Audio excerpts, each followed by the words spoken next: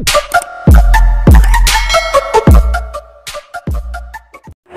mga master! Welcome back again to our channel. Panibagong araw, panibagong kabanata na naman ang pagsamasamayin natin ngayong araw na ito. At kung bago ka sa ating channel, pag-click ang subscribe button and hit the notification bell para updated kayo sa ating mga susunod na videos. So mga master, bago natin simulan ang ating kabanata ngayong araw na ito, huwag po sana natin skip yung ads mga master no, dahil malaking bagay na po yan sa ating munting channel. So simulan na natin kabanata ngayong araw na ito. Let's go! Kabanata 5476-5495. Kabanata 5476. James ay tumingin sa 4 na kakaiba. Talagang galing ka sa lupa. Nalilito, sinabi ni James, ipinanganak ka sa mundo ng bilangguan. Ikaw ang nagtatag ng isang karera. Ang lahi ay hindi kailanman lumitaw sa libo-libong mga mundo. Paano ka nauugnay sa mundo?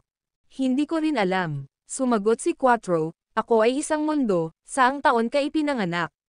Tanong ni James. Ipinanganak ako sa mga 90s. Nakalulungkot, sinabi ni Quattro, nabuhay ako ng isang hindi maligayang buhay sa aking nakaraang buhay. Matapos akong mamatay at nagising, ang aking kamalayan ay napapalibutan ng mga inskripsyon. Dahan-daang naramdaman ko ang mundo at sinimulan ang aking paglalakbay sa landas ng paglilinang. Nasa paligid ka ng parehong edad sa akin. Saang bansa ka nagmula? Tanong ni James. Galing ako kay Sol. Aling lungsod? Kensington. Malapit na ito. Sinulyapan ni Zeno ang dalawa at tinanong. Maaari ka bang maging mga kamag-aral? Panipi, narinig mo na ba ang Dragon General ng Sol? Tumingin si James kay Quattro sa harap niya. Dragon General, ang genius doctor ng Sol. Ang manugang na nag-asawa sa mga Callaghans at nag-iwas ng kaguluhan sa hangganan pagkatapos makakuha ng diborsyo. Natigilan, tumingin si Quattro kay James. Ako iyon. Tumango si James. Haha, hindi mapigilan ni Quattro na tumawa ng malakas. Pagkatapos, itinaas niya ang kanyang paa at sinipa si James. Malakas ang kanyang sipa. Kahit na ang pisikal na katawan ni James ay walang talo, sumabog siya. Ang kanyang katawan ay nakarating sa lupa ng malupit sa malayo at dinurog ang isang bahagi ng saklaw ng bundok. Ikaw. Sa kakilakilabot na straits, umakyat si James sa pagkawasak. Wala ito. Sinabi ni Quattro, sa aking nakaraang buhay, hinangaan kita. Ikaw ay isang taong naiinggit ako. Ngayon na mas malakas ako kaysa sa iyo, nais kong mapang-api ka. Hehe, ito ay naramdaman. Pale ang mukha ni James. Bagaman siya ay nasa kakilakilabot na mga makitid, ang kanyang katawan ay hindi nasaktan. Nakikita na kami ay mula sa parehong lugar, ililigtas ko ang iyong asawa. Kapag ipinakita mo ang eksena ngayon, naramdaman kong mukhang pamilyar siya. Sa kasamaang palad, nagsuot siya ng isang tradisyonal na kasuotan. Kaya, hindi ko siya nakilala. Hindi ko rin siya kinikilala. Nagpatuloy si Quattro, bumalik noon, si Thea ay kilala bilang ang pinakapangit na babae sa Kensington. Matapos mong tratuhin siya, siya ay naging isang magandang ginang. Nag-jack kahit na sa kanyang larawan. TSK. Mayroon siyang napakagandang katawan. Walang filter si Quattro. Tumingin si James. Napapanahon, sinabi ni Zeno, Piggy, hindi mo dapat sabihin na. Hindi mo dapat gawin o sabihin ang anumang bagay tungkol sa asawa ng iyong kaibigan. Sa mundo ng paglilinang na ito, libo-libong mga eroplano, at ang malawak na madilim na mundo ay hindi mabilang na karera at buhay na nilalang. Maraming magagandang kababaihan. Alam ko. Naaalala ko lang, wala akong magagawa sa asawa ng aking kaibigan, sabi ni Quattro. Sa kabilang banda, nanatiling tahimik si James. Hayaan mo, sabi ni Quattro. Mabilis silang sumulong. Nawala ang kanilang mga katawan mula sa lugar na ito. Nang lumitaw na sila muli, nasa labas na sila ng Mount Grinch. Nangunguna sa kanila ay isang espiritual na bundok. Ang espiritual na bundok ay may isang malakas na porma sayon ng proteksyon. Kahit na ang espiritual na bundok at ang tatlo ay pinaghiwalay ng porma sayon, naramdaman nila ang isang malakas na hangarin ng tibak. Dragon King, paano natin siya mailigtas? Sinulyapan ni Quattro si James at sinabing, pinapatay ba natin silang lahat? Hindi na kailangang magmadali. Inikat ni James ang kanyang kamay at malakas na sinabi, Ako si James. Dumating ako upang bisitahin ang Mount Grinch. Panipi. Tumunog ang boses ni James sa buong lugar. Kasunod ng tinig ni James, binuksan ang pagbuo ng espiritual na bundok. Lumitaw ang isang masungit na nakatatanda. Tumayo siya sa walang bisa gamit ang kanyang mga kamay sa likuran ng kanyang likuran. Tiningnan niya ang binata, ang monghe, at ang itim na pigi. Ang video na ito ay edited by Urban Storytelling. Kabanata 5477. Ano ang ginagawa mo dito sa Mount Grinch? Tanong ng Blade Master ng Mount Grinch. Inalis mo ang aking asawa, ngunit tinatanong mo kung ano ang ginagawa ko dito. Mabigat ang ekspresyon ni James habang sinabi niya, bibigyan kita ng isang pagkakataon. Hayaan ang aking asawa ngayon. Kung hindi, magkakaroon ng dugo sa Mount Grinch. Nang marinig iyon, napagtanto ni Grinch na si James ang asawa ni Thea. Sinulyapan niya si James at naramdaman ang ranggo ng paglilinang ng huli. Sa disdainfully, sinabi niya, ikaw lamang sa Great Celestial Rango. Ano ang iniisip mong maaari kang lumaban sa akin? Kalimutan mo na, hindi ako magpapahirap sa iyo. Ipinangako ko sa kanya na mag-recruit ka bilang aking panloob na alagad kung dumating ka. Magmadali at kilalanin ako bilang iyong guro. Huwag kang mag-alala, maraming magagandang kababaihan sa Mount Grinch. Matapos mong kilalanin ako bilang iyong guro, maaari kang pumili mula sa sinumang babaeng alagad sa Mount Grinch. Panipi. Marami kang pinag-uusapan. Sa ngayon, lumitaw ang isang ilaw ng Taybak. Ang ilaw ng Taybak ay walang kabuluhan. Lumitaw ito sa wala kahit saan at pumasok sa katawan ni Grinch. Agad na nasira ang kanyang baywang. Sa isang instant, nasugatan ang Blade Master ng Mount Grinch. Nakaramdam siya ng takot. Itinuro sa Quattro na nakatayo sa walang bisa, siya ay stammered, "Why you?" Manahimik ka. Sumingit si Quattro at sinabing, paano mo inaalis ang asawa ng aking kaibigan? Naghahanap ka ng kamatayan. Kunin mo ito. Sumabog si Rage mula sa Quattro.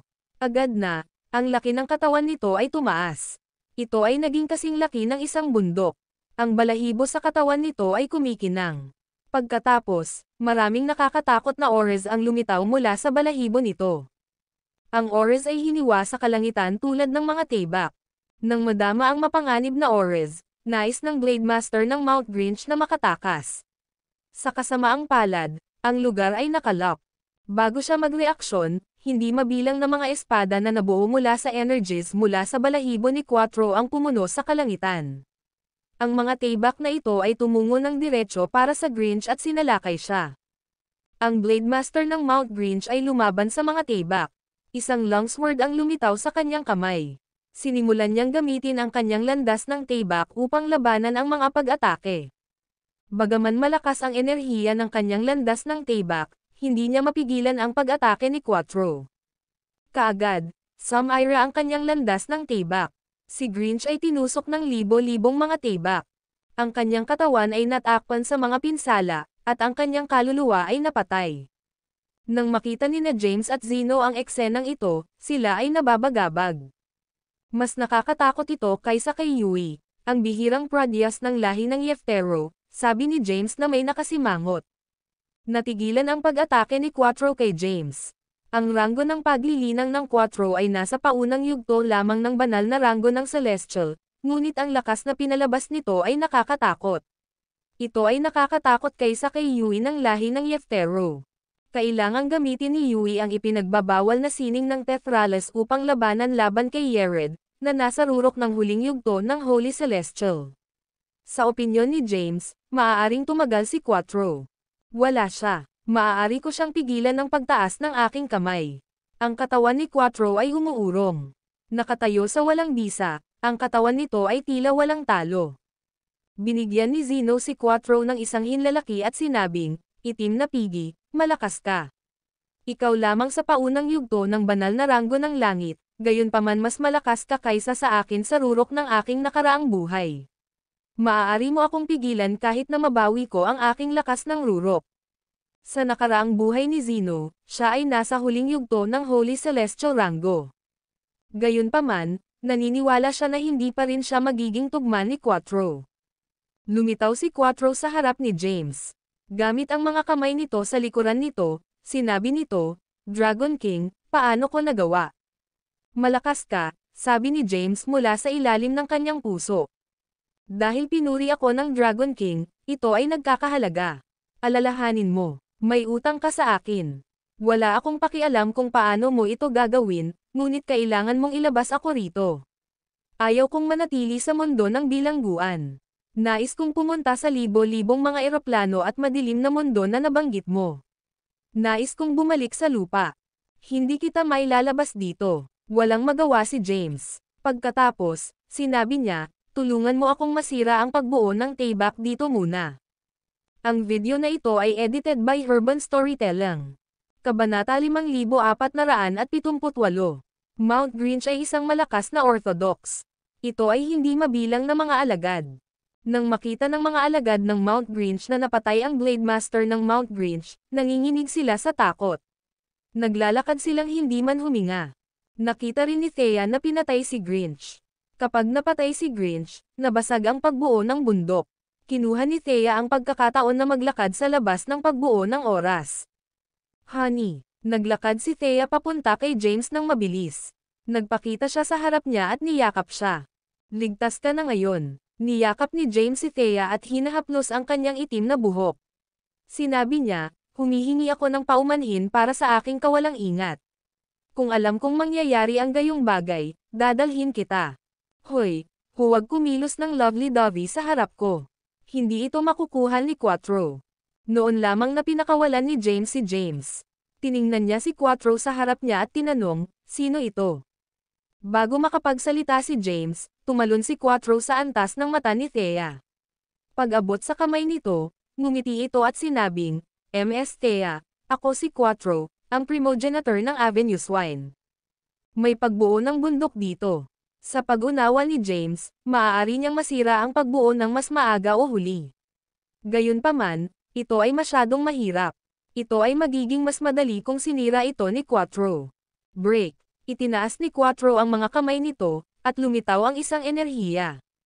Ang enerhiya ay sumalakay sa pagbuo. Agad, ang pagbuo ng bundok ng Mount Grinch ay kumalas. Nang marinig ni Thea kung paano siya tinalakay ni Quattro, nalito siya. Ipinaliwanag ni James, ito ay mula sa Kensington ng Earth. Nabuhay ito sa parehong panahon tulad ng noong ako ay ang Dragon General ni Sol. Dahil sa hindi kilalang mga kadahilanan, ang kaluluwa nito ay lumitaw sa mundo ng bilangguan. Lumitaw ito sa isang pangkat ng mahiwagang lakas. Ito ay nakabred sa pangkat ng mga energies sa libo-libong taon bago naging malakas ito. Panipi. Nakikita ko. Magnanimously, inabot ni Thea ang kanyang kamay at inalog ang kamay ni Quattro. Binati niya, masayang makilala ka, Quattro. Matapos hawakan ang kamay ni Quattro, binawi niya ang kanyang kamay. Sa kabilang banda, gamulong si Quattro sa lupa. Ahaha, ang aking Diyosa ay nakipagkamay sa akin. Ang kaligayahan ay hindi inaasahan. Hindi ako nangangarap, hindi ito panaginip, talagang naging malakas ako. Nagpalitan sina James at Zeno. Pareho silang nakasimangot. Samantala, nalitaw si Thea. Matapos lumiligid sa lupa para sa isang habang, tumayo si Quattro. Ang balahibo nito ay natakpan sa alikabok. Inalog nito ang katawan nito, at ang alikabok sa balahibo nito ay nawala. Kumusta ang biyahe? Tanong ni Thea. Hindi masama, nakakuha kami ng maraming. Tumanggaw si James at sinabi kay Thea ang tungkol sa lahat ng nangyari sa kanilang paglalakbay sa Dunhamvale World. Matapos marinig ang tungkol sa sitwasyon, nalaman ni Thea na si Quattro ay isang sinaunang hayop ng Dunhamvale World. Maaari itong patayin ang Blade Master ng Mount Grinch sa isang paglipat. Iyon ay kung paano nakakatakot si Quattro. Ang kakayahan nito ay tiyak na isa sa pinakamalakas sa madilim na mundo. Sa kasamaang palad, ipinanganak ito sa mundo ng bilangguan. Ito ay nakalaan upang hindi umalis. Kung hindi, ito ay magiging malaking tulong kay James. Saan tayo susunod? Tanong ni Zeno. Sumagot si James, hahanapin namin ang mga karera ng Met-Alum, Silva, at Teles. Kukunin namin ang kanilang mga inskripsyon sa lalong madaling panahon at umalis sa mundo ng bilangguan.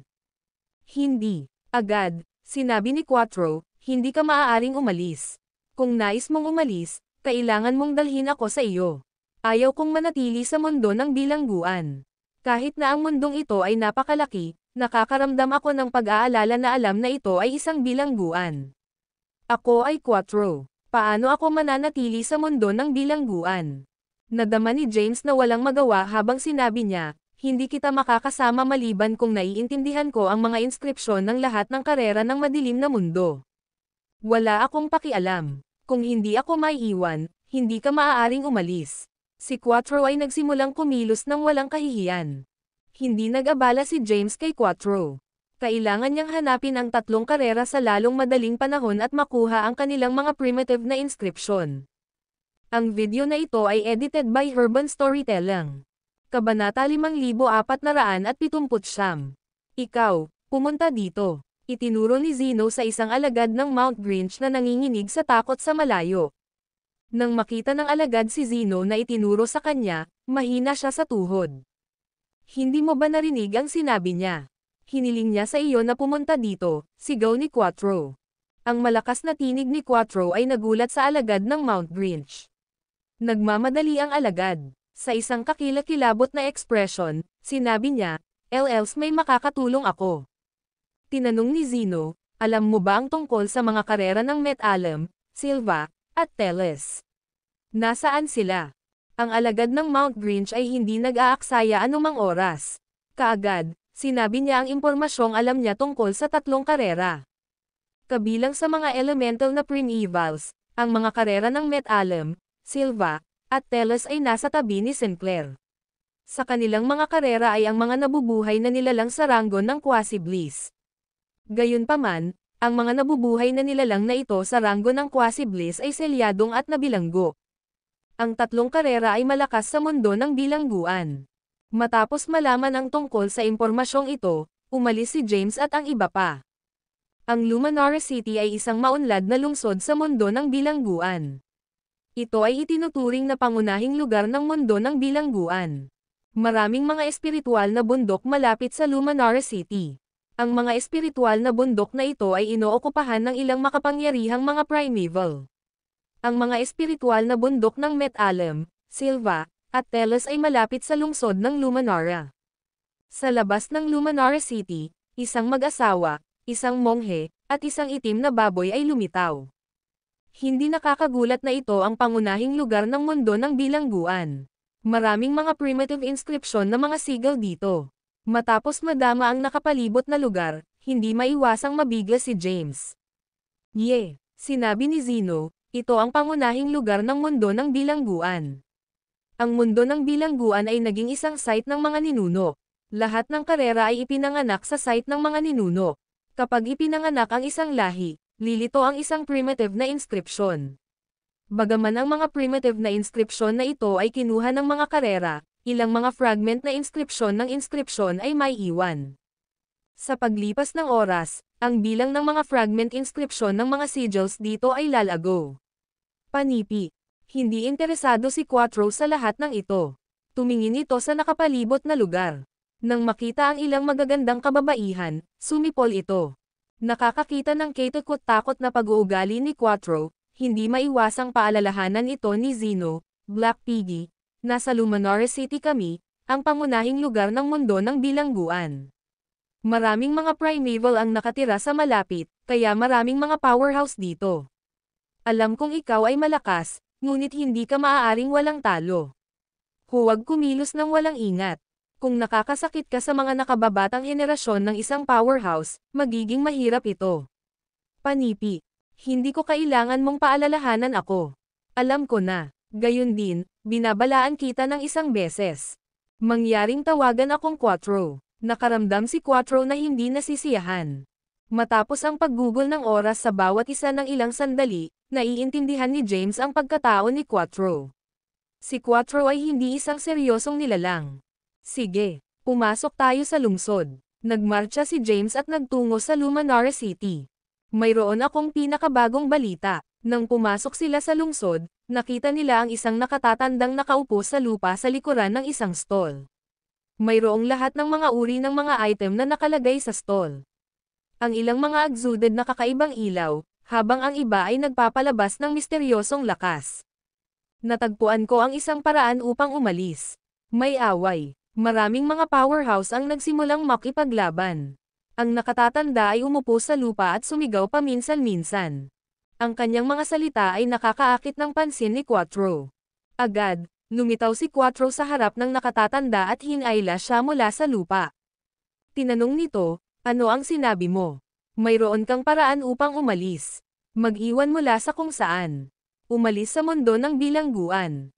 Nang makita na ito ay isang baboy na humila sa kanya, ang nakatatanda ay naging galit na galit. Nag-exude siya ng isang makapangyarihang aura. Gayunpaman, ang kanyang aura ay pinigilan ni Quattro. Noon lamang alam ng nakatatanda na ang baboy ay isang powerhouse. Sir, mangyaring ilagay ako.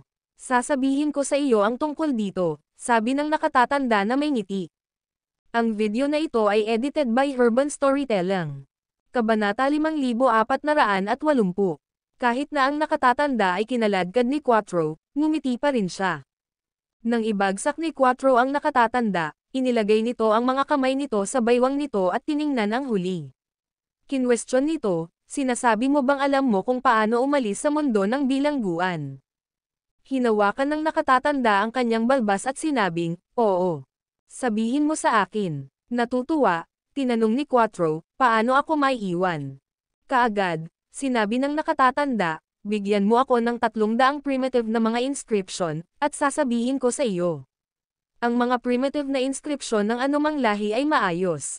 Naghahanap ka ng kamatayan. Kaagad, si Quattro ay napuno ng galit. Tumalon ito at hinatak sa buhok ng nakatatanda. Pagkatapos, ito ay clenched ang kamao nito at binugbog ang nakatatanda. Ang nakatatanda ay nais na lumaban, ngunit hindi niya magawa. Alam ni Quattro kung paano makontrol ang kapangyarihan nito. Hindi nito hinayaan ang anumang kapangyarihan na tumulo. Ang kapangyarihan ay direktang sumalakay sa ulo ng nakatatanda. Namamaga ang mukha ng nakatatanda, at ang dugo ay tumulo mula sa kanyang ulo. Gusto mo pa ba ng mga primitive na inscription? Itinapon ni Quattro ang nakatatanda sa lupa at nagtanong. Hindi ko na sila gusto. Natatakot ang nakatatanda habang sinabi niya, sasabihin ko sa iyo. Si James at ang iba pa ay interesado din dito. Hindi ba isang katotohanan na ang mga nabubuhay na nilalang ng mundo ng bilangguan ay hindi maaaring umalis? Paano may biglang may paraan upang umalis? Itigil ang pag-aaksaya ng aking oras. Magmadali at sabihin sa akin. Si Quattro ay lumaki ng walang tiyaga. Sinabi ng nakatatanda, si Serafil ay dumating sa paraan upang umalis. Si Serafil ay selyadong, ngunit lagi niyang nais na tulungan ang kanyang nakababatang henerasyon na umalis. Gumugol siya ng maraming taon na lumapit dito. Inipon niya ang lahat ng mga nabubuhay na nilalang ng sekta ng Fatas Tribe at ginugol ang hindi mabilang na mga kayamanan upang lumikha ng isang boundary breaker rune na hindi pinansin ang lahat ng mga porma sayon. Gayunpaman, sa sandaling nilikha ang boundary breaker rune, kumalat ang balita, at maraming mga puwersa at karera ang nalaman tungkol dito. Ngayon, natipon sila sa Eminence Academy upang labanan ang lugar ng pinakamalakas sa mundo. Ang sinumang maging pinakamalakas ay makakakuha ng boundary breaker rune na lumampas sa lahat ng mga porma sayon. Sa ganoong paraan, maaari silang umalis sa mundo ng bilangguan. Panipi. Matapos marinig ang nakatatandang sinabi na, napagtanto ni James na may dahilan para sa laban na maging pinakamalakas sa mundo. Ito ay para sa boundary breaker rune na maaaring makaligtaan ang lahat ng mga porma sayon. Pumunta tayo sa Eminence Academy. Matapos malaman na mayroong isang paraan upang umalis, naging nasa sabik si Quattro. Nagpunta ito kay James at sa iba pa at sinabi, itabi natin ang paghahanap ng mga inskripsyon ng metal, silva, at teles. Gusto kong umalis sa mundo ng bilangguan. Panipi. Sinulyapan ni Zeno si Quattro at sinabing, hindi ako nakatingin sa iyo, ngunit kahit na malakas ka, hindi ka sapat na malakas upang maging pinakamalakas sa mundo ng bilangguan. Hindi mabilang na karera ang nakulong sa mundo ng bilangguan. Kahit na ang 5 mahusay na commander at ang iba pang mga powerhouse sa ranggo ng Quasi-Bliss ay nasilat na bilanggo, mayroon pa ring mga tunay na powerhouse sa karera. Ang mga powerhouse na ito ay nagtatanim sa mundo ng bilangguan sa loob ng mahabang panahon. Tiyak na may pasok nila ang ranggo ng Quasi-Bliss. Bukod, napakaraming karera ang nakakulong sa mundo ng bilangguan. Napakaraming nabubuhay na nilalang. Kailangang maging mga Predae user sa gitna ng mga nabubuhay na nilalang na ito. Ang mga Predae user na ito ay lalago upang maging kakilakilabot. Sinabi rin ni James, tama si Zeno. Kahit na ikaw ay malakas, hindi ka sapat na malakas upang maging pinakamalakas sa mundo ng bilangguan. Kahit na sa mga powerhouse sa Quasi-Bliss rango na nakakulong at selyadong, hindi ka pa rin pinakamalakas. Gayunpaman, maaari kaming maglakbay sa Eminence Academy. Panipi. Natuwa si James. Kung mayroong isang boundary breaker ron na maaaring makaligtaan ang lahat ng mga porma sayon at makakatulong sa isang buhay na pag-iwan, nais niyang tingnan ito ng personal. Makikipagkaibigan siya sa buhay na iyon. Sa ganoong paraan, pagkatapos nilang umalis, si James ay maaaring bumuo ng isang alyansa sa kanila at makitungo sa lahi ng Yeftero, ang pinuno ng sinaunang apat.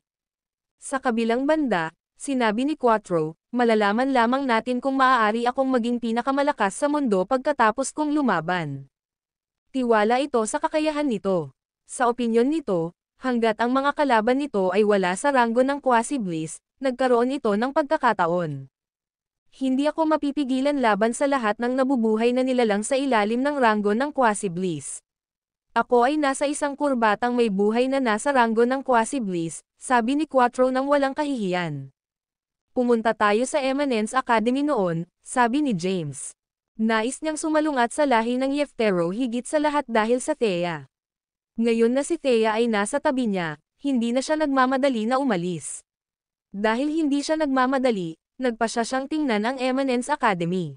Bukod, siya ay nasa mundo ng bilangguan. Maraming mga sigils ng inscription dito. Ang video na ito ay edited by Urban Storytelling. Kabanata 5481.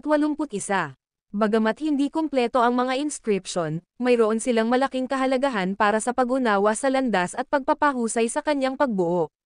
Pinlano niyang ipagpatuloy ang paglilinang sa mundo ng bilangguan ng ilang panahon pagkatapos makuha ang mga primitive na inscription ng Met-Alem, Silva, at Telas races.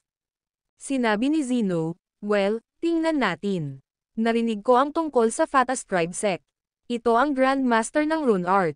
Gayunpaman, ang buong Fatas Tribe Sect ay nakulong sa Prison World pagkatapos ng kaguluhan sa Dark World. Nilinang ni Zeno ang Rune Art at gustong makita kung anong uri ng Boundary Breaker Rune ang kayang lampasan ang lahat ng porma sayon. Matapos magkaroon ng konsensus, umalis sila sa Luminara City at nagtungo sa Eminence Academy. Ang Eminence Academy ay niranggo sa mga nangungunang puwersa sa Prison World, kasama ang headquarters nito na hindi kalayuan sa Luminara City, ang gitnang rehiyon ng Prison World. Dahil sa kasalukuyang cultivation realm ni James at ng iba pa, mabilis silang makakarating sa Eminence Academy. Sa likuran ng espiritual na bundok kung saan matatagpuan ang Eminence Academy, maraming powerhouse ang nakatayo. Masigla ang kanilang mga aura. Sa loob ng pangunahing bulwagan ng akademya, nagtipon-tipon ang mga top-tier na powerhouse mula sa iba't ibang puwersa. Pagkatapos ng ilang round ng Zealer battles, lumabas sila bilang nangungunang anim sa Prison World. Ang anim na buhay na nilalang sa likod ng bundok ay kumakatawan sa pinakamataas na antas ng kapangyarihang panlaban sa kasalukuyang Prison World. Gayunpaman, ang mga Quasi-Bliss rank powerhouse na iyon na selyado at ikinulong ay hindi kasama. Sa anim na ito, isa lang ang may hawak ng totoong Quasi-Bliss rank, habang ang iba ay nakatayo sa peak late stage ng Consummation Holy Celestial rank. 5 powerhouse ang nakapalibot sa isang Quasi-Bliss rank powerhouse dahil sa tingin nila sa kanya ay ang pinakamabigat na banta. Naniniwala sila na sa pamamagitan lamang ng pagsasama-sama ng kanilang forces. Upang talunin siya maaari silang magkaroon ng pagkakataon na makuha ang Boundary Breaker Rune na may kakayahang tumagos sa lahat ng porma sayon. Sa gitna ng espiritual na bundok, isang binatilyo na nakasuot ng kulay abo na damit ay sumulyap sa 5 buhay na nilalang sa paligid niya at sinabing, bakit ka mag-abala sa pakikipagkompetensya sa akin? Naabot ko na ang Quasi-Bliss rank. Hayaan mo ako, at hahanapin ko ang mga powerhouse ng Primeval sa labas ng mundo. Pipilitin ko silang buksan ang mga porma sayon, at pagkatapos ay makakaalis na tayong lahat. Anong sabi mo? Ang lalaking ito ay si Gustav Terrell, ang Quasi-Bliss rank powerhouse at isang buhay na nilalang ng Tribunal race. Bilang tagapagtatag ng Eminence Academy, naabot ni Gustav ang pinakamataas na huling yugto ng Consummation Holy Celestial Rank pagkatapos ng hindi mabilang na mga taon ng cultivation mula noong siya ay nakulong sa Prison World.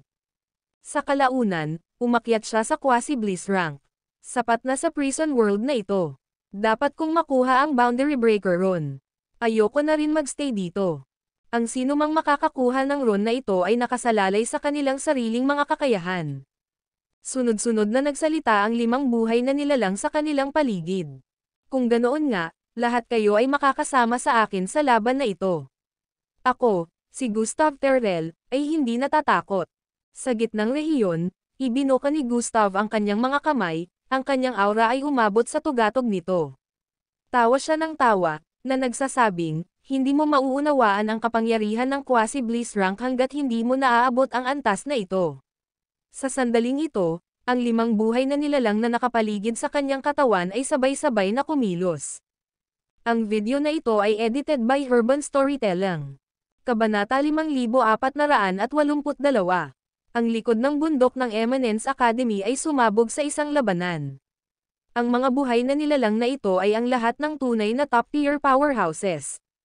Kahit na ang 5 powerhouse ay hindi pa umabot sa Quasi-Bliss rank, sila ay nasa peak late stage ng Consummation Holy Celestial rank. Bukod dito, matagal na silang gumugol sa larangang ito. Ang kanyang kontrol sa kapangyarihan ay nakakatakot. Ang tanging magagawa nila ay pigilan ang anumang pagtagas ng kapangyarihan, idirekta ang bawat maliit na bahagi ng kanilang lakas laban sa kanilang kaaway. Kahit na ang labanan ay hindi mukhang matindi, ito ay hindi kapani-paniwalang delikado. Ang isang panandaliang pagkawala ng pansin ay maaaring humantong sa lubos na pagkawasak. Sa labas ng pangunahing bulwagan ng Eminence Academy, maraming powerhouse ang nanood sa labanan, sinasamantala ang pagkakataong magkaroon ng insight. Anumang pag-unawa na nakuha sa panahon ng naturang kaganapan ay magiging kapaki-pakinabang para sa isang buhay.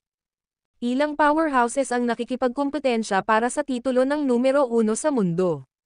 Samantala, dumating na si James at ang iba pa sa labas ng Eminence Academy.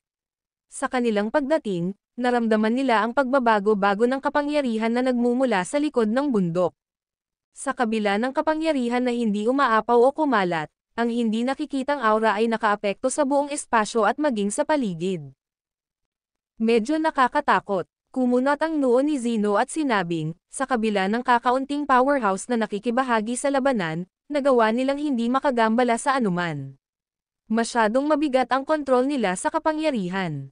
Oo, bahagyang tumango si James. Bagamat kaya niyang kontrolin ang kanyang kapangyarihan nang hindi nagdudulot ng pinsala sa paligid, ang pamamahala nito sa panahon ng labanan ay lampas sa kanyang kakayahan. Sa panunood ng laban, hindi na ipinakita ni Quattro ang kay-abangan nito noon. Nagsuot ito ng malungkot na ekspresyon at sinabing, hindi ko matatalo ang alinman sa mga powerhouse na ito. Tumayo ka dyan, may narinig akong boses. Kaagad pagkatapos, lumitaw ang isang alagad mula sa Eminence Academy at hamarang sa kanilang daan. Ito ang Eminence Academy, at ang mga hindi autorisadong nilalang ay ipinagbabawal na lumapit. Umalis ka na. Bago makapagsalita si James, iwinagayway ni Quattro ang kamay nito, at nagkaroon ng di nakikitang puwersa, na nagpalipad sa humahadlang na disipulo. Huwag kang kumilos ng walang ingat, pagsingit ni James. Ito ang Eminence Academy, kasalukuyang nagtitipon ng mga powerhouse mula sa Prison World. Kung kumilos ka rito, ito ay katulad ng paghahanap ng kamatayan. Pagkatapos ay binawi ni Quattro ang walang pakialam na kilos nito, at same time na sinabing, nasanay na akong mabuli sa nakaraan kong buhay. Hindi ko maiwasang makaramdam ng pagnanasang kumilos kapag nahaharap sa katulad na mga sitwasyon sa buhay na ito. Mas mapipigilan ako sa hinaharap. Ang pag-atake ni Quattro sa disipulo ay nakakuha ng atensyon ng mga powerhouse ng Eminence Academy. Gayunpaman, pinili na lang nilang huwag pansinin si James at ang iba pa, na nakatuon ang kanilang atensyon sa patuloy na labanan sa likod ng bundok. Pumasok si James at ang iba pa sa akademya nang hindi nakatagpo ng karagdagang mga hadlang, pagdating sa labas ng pangunahing bulwagan kung saan maraming nabubuhay na nilalang ang nagtipon. Lahat ng naroroon ay mga powerhouse, na ang pinakamahina sa kanilang cultivation base ay nasa Holy Celestial rank. Nagmula sa iba't ibang Primevals at Major Forces, lahat sila ay nakikipagkompetensya para sa titulo ng World's Number 1. Gayunpaman, napatalsik sila pagkatapos ng maraming round ng Zilor Battle. Hindi masyadong nakatawag ng pansin ang pagdating ng grupo nila James. Pinagmasdan ni James ang malayong labanan sa likod ng bundok. 1-5 labanan iyon. 5 powerhouse sa peak late stage ng Consummation Holy Celestial rank ay hinamon ang isang Quasi-Bliss rank powerhouse. Bagamat malakas ang Quasi-Bliss rank, medyo mahirap ang pagharap sa 5 powerhouse sa peak late stage ng Consummation Holy Celestial rank. Sa sandaling ito, si Gustav ay nasugatan, ngunit hindi sapat na malubha upang maging nakamamatay. Napanatili niya ang kanyang kakayahan sa pakikipaglaban. Ang iba pang 5 buhay na nilalang ay nagpakita rin ng ilang mga palatandaan ng mga pinsala. Matagal nang nagaganap ang labanan. Sa Quasi-Bliss rank, nakipaglaban si Gustav laban sa 5 powerhouses, na dinaig ang mga ito at pinilit ang kanilang pag-atres, sa huli ay inaangkin ang titulo ng numero 1 sa mundo. Sino pa ba? Ang video na ito ay edited by Urban Storytelling. Kabanata 5483. Sa likod na tuktok ng bundok ng Eminence Academy, si Gustav ay lumitaw na magulo. Pinagmasdan niya ang 5 bumagsak na powerhouse sa kanyang harapan, na nawalan ng kakayahan sa pakikipaglaban, at hindi napigil ang mapatawa.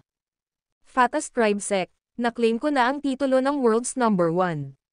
Pakibigay sa akin ang Boundary Breaker Rune. Tumingin si Gustav sa labas ng main hall ng Eminence Academy. Sa sandaling ito, isang matandang lalaki ang humakbang pasulong, hawak sa kanyang mga kamay ang isang maselang kahon na pinalamutian ng maraming rune. Ito ang Boundary Breaker Rune na ginugol ng ating Fatas Tribe Sect ng hindi mabilang na taon at kumonsumo ng maraming materyales upang pinuhin.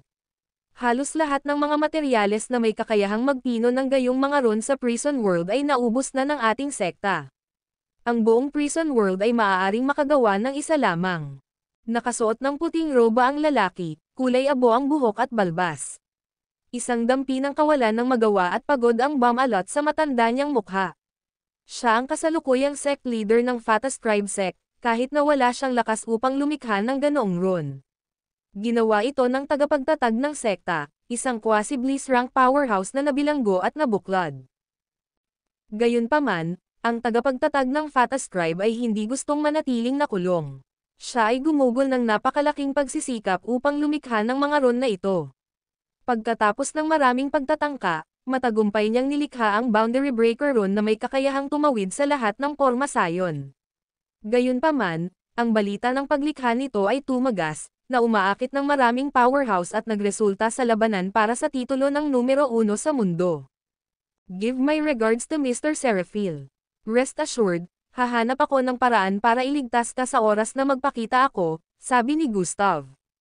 Sa sandaling ito, si Quattro, na nakatayo sa tabi ni James, ay umikot ang mga mata nito. Bigla itong kumilos, misteryosong lumitaw sa harap ng sect leader ng Fatas Tribe Sect.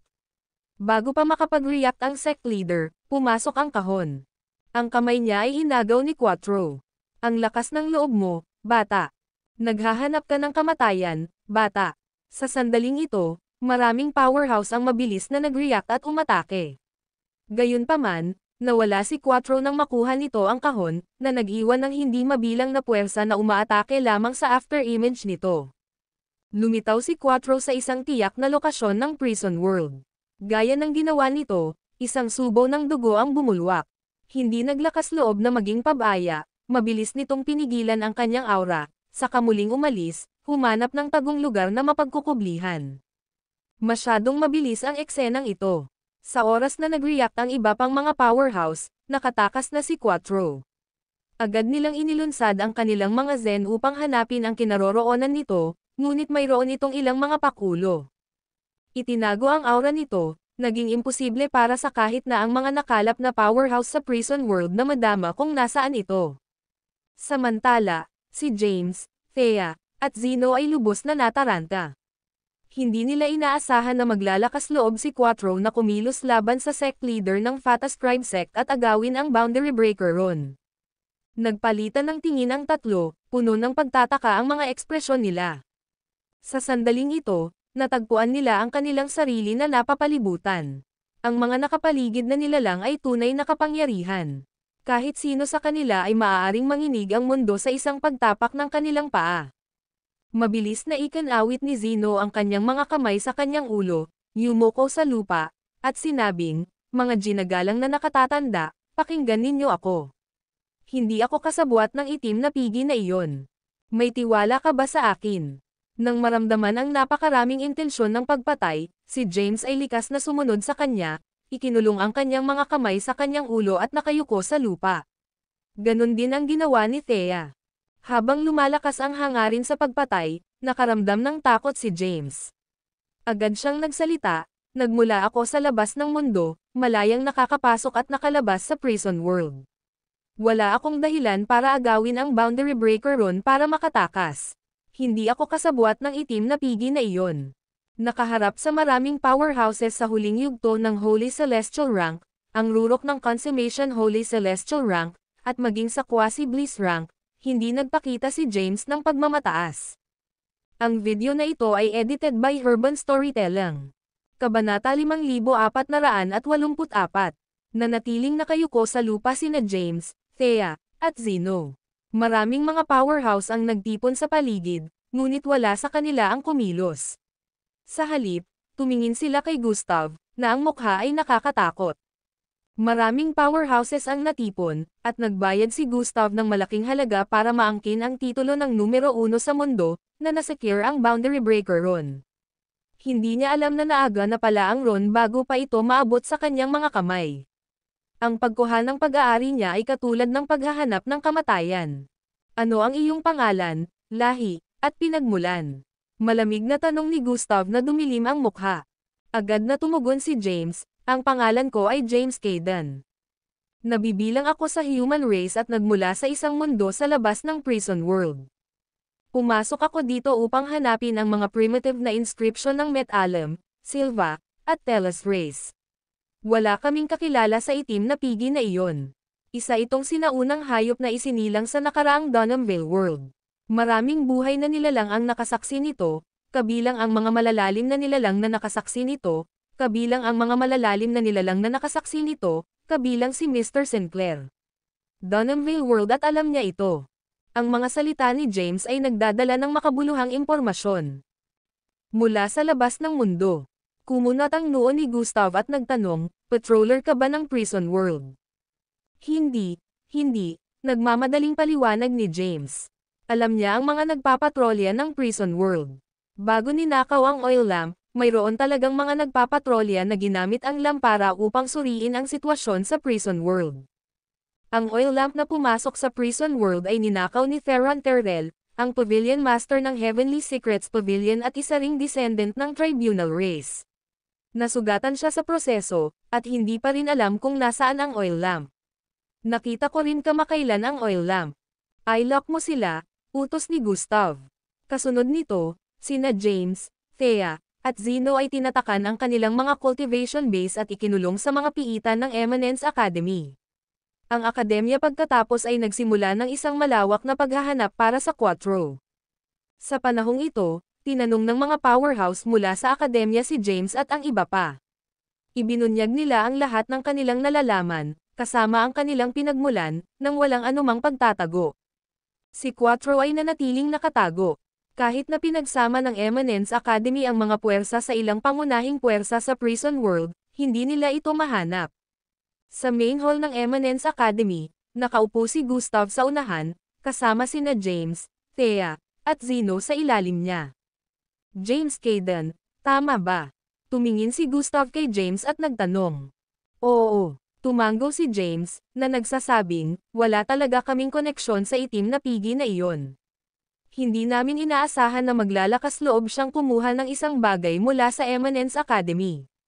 Dahil doon, inilabas ni James ang oil lamp at nagpatuloy, "Nasa akin ang oil lamp.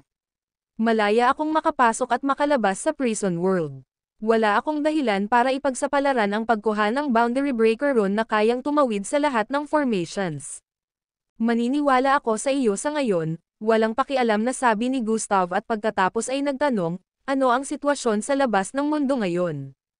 Totoong sumagot si James, Dahil ikaw at ang iba pang mga nakatatanda ay nakulong sa prison world, ang Dark World ay pumasok sa isang panahon na pinangungunahan ng 4 ancient races, partikular na ang Yeftero, Tsuonteli, Zultram, at Mevrai race.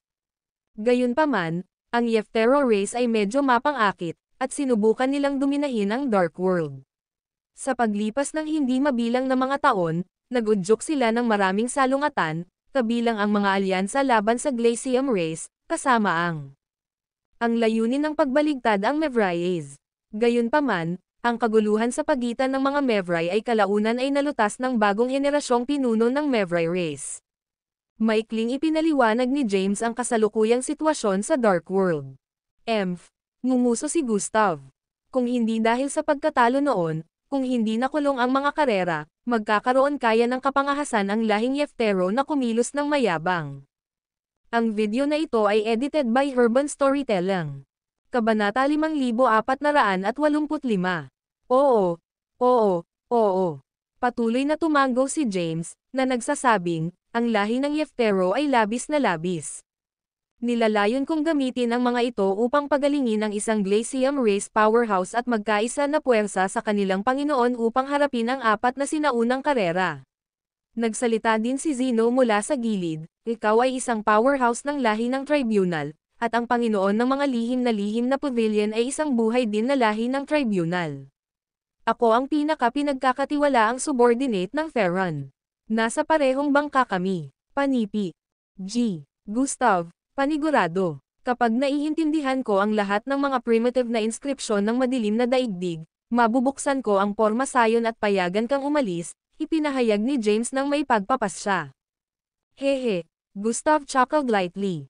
Ang mga saloobin ni James ay sumakay, at sinabi niya, maaari mo ring tanungin ang sekta ng Fatas Tribe tungkol sa pamamaraan ng pagpino ng isang boundary breaker rune na may kakayahang maglakad sa lahat ng mga porma sayon.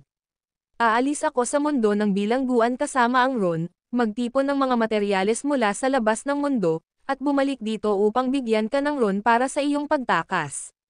Panipi. Magandang ideya iyon. Ang mukha ni Gustav ay nagpakita ng isang pahiwatig ng kagalakan. Ipinagpatuloy niya, ang mundo ng bilangguan ay may napakaraming mga nabubuhay na nilalang, na nagreresulta sa kakulangan ng mga mapagkukunan ng paglilinang. Kung nasa labas tayo ng mundo, tiyak na maaari nating gawin ang mga run ng hangganan.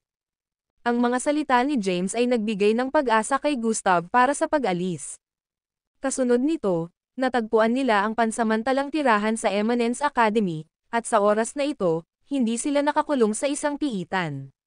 Sa isang manor sa isang espiritual na bundok ng Eminence Academy, huminga si James ng isang buntong hininga at sinabi, iyon ay isang malapit na tawag. Sa kabutihang palad, mayroon akong lampara ng langis sa aking kamay upang patunayan na nagmula ako sa labas ng mundo. Kung hindi man, baka nalinlang ako ng itim na pigi na iyon. Nagpahayag din si Zeno ng matagal na takot, na nagsasabing, oo, isang bungkos ng mga powerhouse.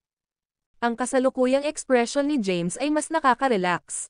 Sumandal siya sa kanyang upuan at tamad na sinabi, sa oras na ito, nakakonekta ako sa numero 1 powerhouse sa mundo ng bilangguan. Kasama niya ang pagpasok, pagkuha ng mga primitive na inskripsyon ng metal, silva, at telas races ay magiging mas simple. Si James at ang iba ay matiyagang naghintay sa Eminence Academy, habang tinipon ni Gustav ang ilan sa mga nangungunang powerhouse sa mundo ng bilangguan. Nakumpirma na si James ay talagang mula sa labas ng mundo, at hindi siya isang patroller ng mundo ng bilangguan. Dumating siya rito upang makuha ang mga primitive na inskripsyon ng metal, silva, at teles, sabi ni Gustav. Ang sekta na pinuno ng sekta ng Fatas Tribe ay malamig na sumagot, hindi alintana kung saan siya nanggaling, ang pigi ay sumama sa kanila. Ngayon, kinuha nito ang boundary breaker rune at umalis. Upang makuha ang rune, kailangan nating magsimula sa kanila.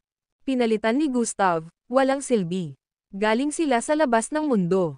Kung ipagkatiwala natin sila sa pamamaraan ng pagpino ng isang rune ng boundary breaker, magkakaroon sila ng hindi mabilang na mga mapagkukunan sa labas ng mundo, at tiyak na maaari nilang pinuhin ang maraming mga run. Sa ganitong paraan, maaaring umalis ang lahat. Sa sandaling iyon, tinanong ng isang powerhouse, dapat ba nating magtiwala kay James?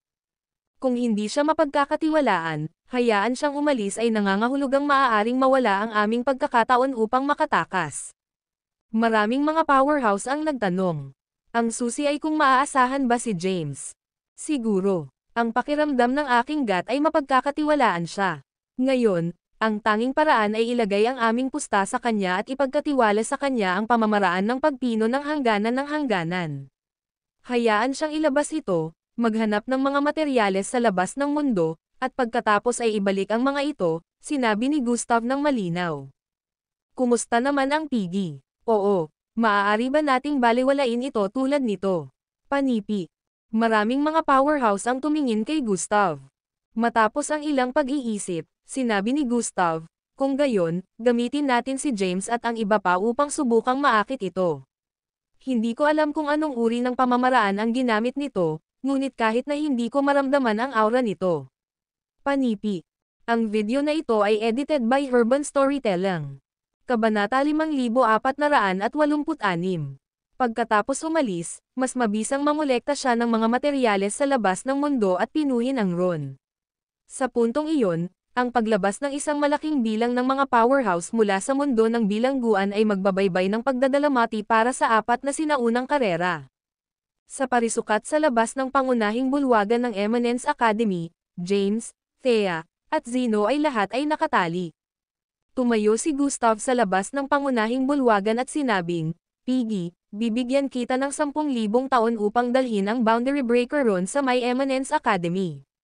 Maaari kong makaligtaan ang nakaraan. Kung hindi man, ang iyong mga kaibigan ay walang lugar na nagpapahinga. Ang boses ni Gustav ay sumigaw, kumalat sa buong mundo ng bilangguan. Kahit saan sa mundo ng bilangguan ay maririnig ang kanyang tinig. Naguguluhan si James at ang iba pa.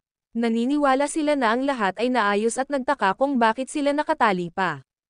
Sa loob ng isang tavern sa isang maliit na lungsod ng mundo ng bilangguan, isang gwapong lalaki ang nakaupo sa tabi ng bintana. Siya ay si Quattro ay nagbago sa isang hitsura ng tao. May hawak na isang tasa ng alak, uminom siya ng masigasig. Naririnig ang ipinadala na tinig, pinukpok niya ng bahagya ang kanyang mga browser, pagkatapos ay mabagal ang pag-ungol, Dragon King, MS Thea, pasensya na. Panigurado, tatayo ako sa pinnacle ng mundo ng maaga o huli at bumalik upang maghayganti ka. Panipi. Sinuri ni Quattro ang kanyang kasalukuyang form, pagkatapos ay sinabi, ang pagtatanggol ng aking tunay na anyo ay mas malakas. Ang pagtatanggol ng porma ng tao na ito ay masyadong mahina. Bagaman siya ay isang tao sa kanyang nakaraang buhay, hindi niya gusto ang kanyang anyo ng tao. Kung hindi niya kailangan upang maiwasan ang mga powerhouse sa labas sa oras na ito, hindi siya magbabago sa isang form ng tao. Gayunpaman, hindi pa siya maaaring umalis. Alam niya na sa sandaling kinuha niya ang kahon na naglalaman ng Boundary Breaker Ron, ang aura nito ay agad na madarama. Marahil kahit na bago niya kinuha ang Ron, darating ang mga powerhouse at makuha siya. Ang boses ni Gustav ay sumigaw sa buong mundo ng bilangguan, at si Quattro na nakatago sa isang lugar ay narinig ito. Gayunpaman, wala siyang balak na ipakita ang kanyang sarili o gamitin ang Boundary Breaker Ron upang mailigtas si James. Para sa kanya, mas mahalaga ang pag-alis. Bukod dito, naniniwala siya na makakaligtas si James. Sa harap ng pangunahing bulwagan ng Eminence Academy, si James at ang iba pa ay nakatali, habang si Gustav ay tumayo sa pasukan. Sa paglipas ng oras, dumating ang deadline ng 10,000 taon. Iyon ang sinumpa na Piggy, isinumpa ni Zeno. Pagdating ng oras, malakas niyang sinabi, Mr. Gustav, ako ay isang sekta na nakatatanda sa mga makalangit na lihim na pavilion sa madilim na mundo ng labas ng mundo. Ang Panginoon ng pavilion ay isang buhay din na lahi ng tribunal. Mayroon kaming isang koneksyon. Panipi. Tunay na natatakot si Zeno na maaaring patayin siya ni Gustav sa isang galit na galit. Si Gustav ay casual na kumaway ang kanyang kamay, at ang mga seal kay James, Thea, at Zeno ay nakataas. Ang video na ito ay edited by Urban Storytelling. Kabanata 5487. Zeno ay naiwan. Lumapit si Gustav na may isang bakas ng walang magawa sa kanyang mukha, na nagsasabing, nais ko lang na gamitin ka upang makita kung maaari naming maakit ang itim na Piggy. Tila wala siyang damdamin sa iyo. Hindi siya darating upang iligtas ka sa hangganan ng boundary breaker. Pagkatapos, iniwas niya ang kanyang kamay, at isang inskripsyon na material, lumulutang patungo kay James. Ito ang pamamaraan upang lumikha ng matinding boundary breaker run. Dalhin mo ito, lumikha ng ilang mga run, at bumalik upang iligtas kami, sabi ni Gustav. Tinanggap ito ni James at sinabing, dumating ako rito para sa mga primitive na inskripsyon ng Metallum, Silva, at Teles races. Ngayon, hindi ko ito nakuha. Paano ako may iwan? Si Gustav ay kumalas sa kanyang kamay, at isang serye ng mga mahiwagang inskripsyon ang lumitaw. Nakuha ko ang mga ito para sa iyo. Narito ang mga primitive na inskripsyon ng Metal, Silva, at Teles. Kung iginiit nila na panatilihin ka, hindi kita matutulungan. Natanggap ni James ang mga inskripsyon ng 3 karera na maligaya. Salamat, G. Gustav, ipinahayag ni James ang kanyang pasasalamat. Pagkatapos ay sinulyapan ni Gustav si James at mahinahon na sinabi, maaari kang umalis, ngunit mananatili siya. Tinuro niya si Thea. Hindi, dapat akong umalis sa kanya, pagtanggi kaagad ni James. Malamig na sumingit si Gustav, na nagsasabing, paano kung hindi ka na bumalik? Iwanan mo siya bilang isang hostage. Maaari mo lamang siyang dalhin sa iyo tuwing dadalhin mo ang boundary breaker run sa mundo ng bilangguan. Ako, Brat, ito ang aking linya sa buhangin, mahigpit na sabi ni Gustav. Pagkatapos, huminga siya ng malalim, pinalambot ang kanyang tono, at sinabi, panigurado, kahit na nagtataglay siya ng isang bihirang katawan ng Tenebres, walang mangyayari sa kanya sa ilalim ng aking proteksyon sa Eminence Academy. Walang buhay na maaaring mag-abala sa kanya. Ang ekspresyon ni James ay napuno ng kawalan ng katiyakan. Hindi niya inaasahan na iwanan ni Gustav si Thea bilang isang hostage. Sa sandaling ito, sumulong si Thea at sinabing, Honey, G. Gustav ay isang quasi-bliss rango ng rango. Mananatili ako rito at malanjing malinang. Panipi. Idinagdag din ni Gustav, Brat, panigurado at pumunta. Ligtas siya sa aking akademya, at ang pagkakaroon ng isang nakakagulat na katawan ay pambihira. Nagtataka akong makita kung gaano kabilis ang pag-unlad niya sa paglilinang. Bukod dito, kukunin ko siya bilang isang personal na alagad at ibigay ang aking kaalaman sa kanya. Nang marinig ito, kumalat si Joy sa mukha ni Thea. Si Gustav ay kumalas sa kanyang kamay, at isang malakas na puwersa na materialized, pag-angat kay Thea mula sa kanyang nakaluhod na posisyon. Gusto kong manatili din, sabi ni Zeno, ang kanyang mga mata ay lumibot, iniwan ang kanyang mga saloobin na hindi malinaw. Gusto mo ring manatili, sumimangot si James. Tumanggaw si Zeno at sinabing, nais kong sumali sa sekta ng Fata Scribe. Tiningnan niya si Gustav, isang bakas ng pakiusap sa kanyang pagpapahayag. Mangyaring magrekomenda sa akin na sumali sa sekta, G. Gustav. Panipi. Walang problema, sumang-ayon si Gustav nang walang pag-aalangan. Lumitaw si Joy sa mukha ni Zeno. Pagkatapos ay tinapik niya si James sa balikat, nakangiti. James, babalik ka na mag-isa sa oras na ito. Kapag bumalik ka sa susunod, ang aking base sa paglilinang ay tiyak na bumalik sa rurok nito. Tiningnan din ni Thea si James, na nagsasabing, Honey, mag-ingat ka kapag lumabas ka sa oras na ito. Masigasig akong magtatanam dito. Sa lahat ng naayos, wala nang sinabi si James. Sa sandaling ito, isa pang pag-iisip ang tumawid sa kanyang isipan. Ang kanyang mga mata ay lumibot habang tinanong niya, G. Gustav, nilinang ko ang isang pirma na kasanayan sa martial art. Ang mas primitive na mga inscription na naiintindihan ko, mas malakas ang kasanayan. Kalmado ang sagot ni Gustav, Brat, huwag masyadong sakam. Ang mga primitive na inscription mula sa anumang lahi ay pambihirang. Ang isang buhay na nilalang ay maaaring gumastos ng kanilang buong buhay at hindi pa rin naiintindihan ang mga ito ng lubusan. Ang paglilinang ng mga primitive na inscription ng isang lahi sa rurok ay maaaring magpataas ng base ng paglilinang ng isang tao sa tuktok. Mas mainam na mag-focus sa pag-aaral ng mga primitive na inskripsyon ng isang lahi. Panipi. Patuloy na tinanong ni James, sinabi nito na ang mundo ng bilangguan ay ang site ng mga ninuno, ang lugar ng kapanganakan ng hindi mabilang na karera. Nais kong malaman kung ang mga tao ay ipinanganak doon, at kung saan matatagpuan ang mga primitive na inskripsyon na kasama ang pagsilang ng mga tao. Ang video na ito ay edited by Urban Storytelling. Kabanata 5488. Ang lahi ng tao ay ang pinakamalaking, sumasanga sa hindi mabilang na mga eroplano.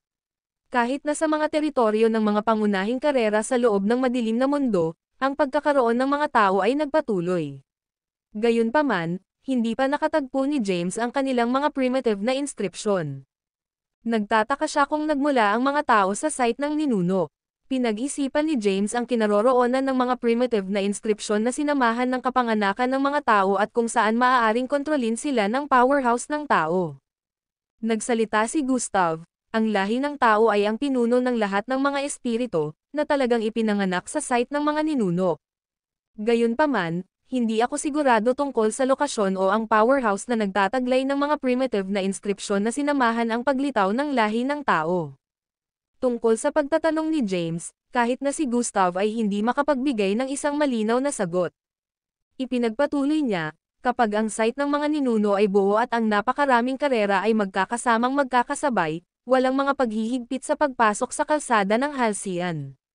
Marahil, sa oras na iyon, ang mga powerhouse ng tao ay umalis na sa mga primitive na inskripsyon, o marahil ay iniwan nila ito. Tulad ng para sa mga detalye, wala akong ideya. Nang marinig ito, isang pakiramdam ng pagkabigo ang lumitaw sa mukha ni James. Tila naalala ni Gustav ang isang bagay at iminungkahi, maaari mong bisitahin ang nayon ng mga tao. Nayon ng ancestral. Sumimangot si James habang tinanong niya, anong lugar iyon? Ipinaliwanag ni Gustav, ito ay lugar ng kapanganakan ng lahi ng tao at ang lokasyon kung saan lumitaw ang primitive runes ng lahi ng tao. Nasaan ang nayon ng ninuno? Sinulyapan ni James ang isang glimmer ng pag-asa. Umiling-iling si Gustav habang sinabi niya, wala akong ideya. Ang site ng mga ninuno ay nabasag at nabago sa maraming mga rehiyon. Ang mundo ng bilangguan na ito ay isa lamang sa mga pinakamalaking lugar. Maraming mga rehiyon ang nawala, marahil ay naging isang eroplano o bumubuo ng isang planeta sa loob ng isang eroplano. Ibinahagi ni Gustav ang ilang impormasyon na alam niya. Sige, umalis sa lalong madaling panahon. Kapag nasa labas ka ng mundo, mabilis na magtipon ng mga materyales. Kung walang mga nabubuhay na nilalang na may kakayahang pinino ang boundary breaker rune na maaaring tumawid sa lahat ng mga porma sayon, dalhin ang mga materyales dito. Hayaan ang sekta ng Fatas tribe ng mundo ng bilangguan na hawakan ang pagpipino. Naglabas si Gustav ng isang order ng pag-alis. Una nang binalak ni James na linangin sa loob ng mundo ng bilangguan. Gayunpaman, naglabas si Gustav ng isang order ng pag-alis, agarang nais na umalis at magturo kay James na maghanap ng mga materyales sa labas ng mundo sa lalong madaling panahon. Hindi nagmadali si James na umalis. Ang pagsusuot ng isang maliwanag na ngiti, sinabi niya, Gustav, isinasaalang-alang ang aking mababang base ng paglilinang at ang pagkakaroon ng maraming mga powerhouse sa labas ng mundo, ang mga materyales na nagtitipon ay maaaring patunayan na mapaghamong. Maaari mo bang ibigay sa akin ang ilang kayamanan na negal iligtas sa buhay? Ang isang quasi-bliss rango ng kapangyarihan ay tiyak na nagtataglay ng maraming mga kayamanan ng mahika. Hinanap ni James ang pansin ng mga kayamanan ni Gustav. Ikaw brat, buntong hininga ni Gustav na may isang pahiwatig ng walang magawa. Siya ay casual na kumaway, at isang inskripsyon na materialized, lumulutang kay James. Ang inskripsyon na ito ay naglalaman ng isang sigil ng kaluluwa na naiwan ko. Ang pag-activate nito ay tatawag ng isang clone ng minahan. Gayunpaman, ito ay isang beses na paggamit. Mawawala ito pagkatapos ng pag-activate. Gayun din, hindi ako sigurado kung maaari kang umalis dito. Kapag ang mga pangunahing karera sa una ay nag-set up ng mga form, ipinagbabawal nila ang anumang naglalaman ng isang kaluluwa na umalis. Panipi. Hindi sigurado si Gustav kung maaaring umalis si James kasama ang inskripsyon dahil walang sinubukan ito, o may patroller ng mundo ng bilangguan. Hindi nag-abala si James sa kawalan ng katiyakan at tinanggap ito. Palem, Gustav. Hinawakan ni James ang kanyang mga kamay, pagkatapos ay tumingin kay Thea at sinabing, maghintay para sa aking pagbabalik, Sinta. Matapos sabihin ito, Tumalikod siya at umalis. Ang brat na ito ay aalis nang hindi man lang nagpaalam sa akin, reklamo ni Zeno. Si James ay umalis mula sa Eminence Academy, at ang kanyang kinaroroonan ay nahulog sa ilalim ng pagsubaybay ni Quattro. Sa sandaling umalis siya, may kamalayan si Quattro. Si James ay walang balak na maghintay sa mundo ng bilangguan ng matagal dahil nakamit na niya ang kanyang layunin para sa paglalakbay na ito. Ang video na ito ay edited by Urban Storytelling. Kabanata 5489. Lady Wicalia ay lumitaw at inihayag ang pagkakakilanlan ni James bago siya umalis. Tiyak na siyasatin ng Yefteris ang kanyang relasyon kay Thea sa lalong madaling panahon, at maaari itong humantong sa kanila upang malaman ang mga endlos. Nag-aalala tungkol sa posibilidad na ito, kailangan niyang umalis ng mabilis upang masuri ang sitwasyon sa labas ng mundo. Di nagtagal, lumitaw siya sa gilid ng pormasayon. Hold on, fellow cultivator. Tulad ng hawak ni James ang lampara ng kaluluwa at malapit nang umalis, isang tinig ang nakarating sa kanya. Lumingon sa tunog, nakakita siya ng isang gwapo ngunit walang kamali-mali na batang lalaki sa kanyang 20s na nakatayo sa harap niya. Sino ka? Bahagyang sumimangot si James. Ito ako, Quattro, ang lalaki ay nagsalita sa isang mababang tinig. Ikaw ay maliit na rascal, nararapat na galit si James. Ang itim na piglet na ito ay halos sanhi ng kanyang kamatayan. Mabilis na umatras si Quattro, biglang huminto sa kanyang mga aksyon, at sinabing, huminahon ka, Ginoo. Huwag magalit, wala akong pagpipilian, at nais kong umalis din. Pinigilan ni James ang kanyang galit dahil alam niya na hindi niya matatalo si Quattro. Paano ka maglakas loob na magpakita? Tiningnan niya si Quattro, na nagbago sa isang hitsura ng tao, na may malamig na snort at sinabing, hindi mo ba alam kung gaano karaming mga powerhouse ang kasalukuyang naghahanap para sa iyo? Si Quattro ay nagkaroon ng isang nonchalant expression tulad ng sinabi niya, hayaan mo sila. Hindi nila ako maramdaman hanggat hindi ko ibunyag ang aking aura. Bakit mo ako hinahanap? Walang pakialam si James. Sinabi ni Quattro, kailangan ko ang iyong tulong na umalis. Ang hangganan ng breaker ron ay nasa iyong mga kamay. Maaari kang umalis anumang oras. Bukod dito, wala akong lakas na ilayo ka, sabi ni James. Si Quattro ay nagsuot ng isang mapait na ekspresyon, na nagsasabing, mapahamak ito, ang kahon na ito na may hangganan na boundary breaker ay tinatakan, at hindi ko ito mabubuksan. Kapag tinawag ko ang kahon, ang aura nito ay tumagas, at ang mga powerhouse ay makakakita nito. Alam kong mayroon kang malawak na supernatural na kapangyarihan at kasanayan sa mga runes. Nais kong tulungan mo akong i-unlock ang selyo sa kahon. Maaari akong umalis sa sandaling ang hangganan ng breaker rune ay kinuha. Panipi. Tunay na walang magawa si Quattro.